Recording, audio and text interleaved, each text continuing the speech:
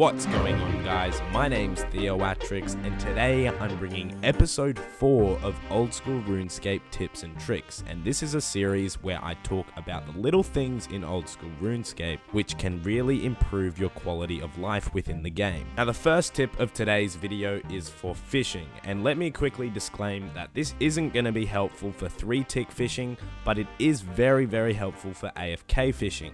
While you're fishing at a fishing spot that can move, if you start fishing and right click on the fishing spot to bring the use rod menu up and leave that up there while you're fishing it, if that spot changes location, you can just click on that box and you'll actually go to the new location and start fishing there as well.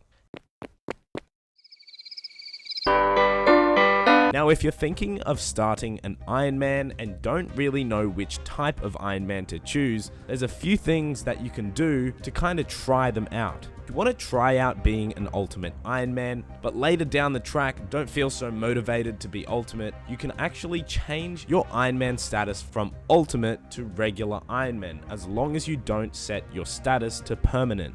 Also, if you just want to start a normal Ironman, not an ultimate Ironman, it's always a good idea to choose the hardcore Ironman option because it's no different to regular Ironman. It's always worth the shot to see how long you can actually last as a hardcore Ironman before dying. It's worth noting that it does take 7 days to go from ultimate to Ironman or Ironman to regular account, but if you get pretty far as an ultimate Ironman and don't really want to keep going as an ultimate, it really is worth the 7-day wait.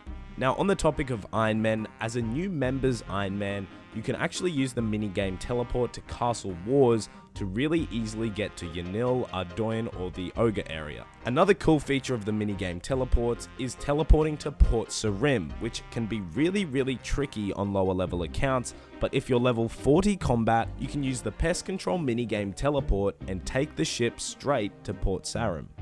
If you're planning to train ranged on a lower level account, you're far better off using mithril darts over iron knives. Mithril darts are about half the price of iron knives and pretty much give double the stats of iron knives as well. It's also worth noting that these two items attack with the exact same attack speed. Next up, I have a pretty high level Slayer tip. Most of the time, getting a metal dragon's task can be a complete pain and takes ages. But with the new enchanted Slayer staff combined with the occult necklace, the tormented bracelet, and the imbued Slayer helmet, actually becomes really powerful, especially on metal dragons. And not only that, the Slayer Dart spell only costs about 300 to 400 coins per cast compared to the 1k to 2k of higher level spells and the Trident. And also with the release of super anti-fire potions, you're able to bring a shield with the Slayer staff, and that can give you quite a lot of extra magic bonus over an anti-dragon shield. Now, after completing the Regicide quest, you can get assigned elves as a Slayer task. Now, this task is actually really fast, and you can use a cannon there as well. I've seen a lot of people skip this task, and I'm not really sure why, because on the Grand Exchange, you can actually buy a teleport scroll called the Elf Camp Teleport, and that literally teleports you directly to the elves, making the task really fast and easy. Now, the last part of episode 4, I'd like to talk about spawn points and why they're important. Now, on the screen right now, I'm showing you the different spawn points that are available in Oldschool Runescape.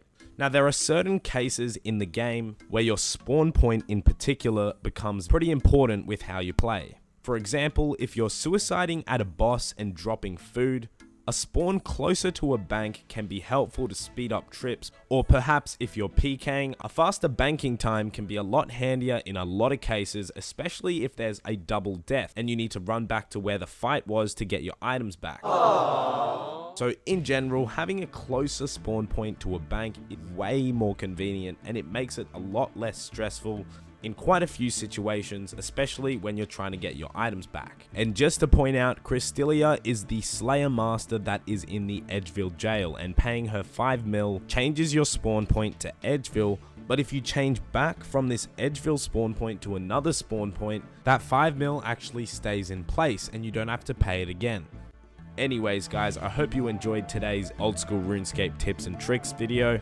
If you learned something, be sure to leave a like. And of course, if you have any questions, leave them in the comments and I'll get back to as many of them as possible. But as always, guys, thanks for watching and have a nice day.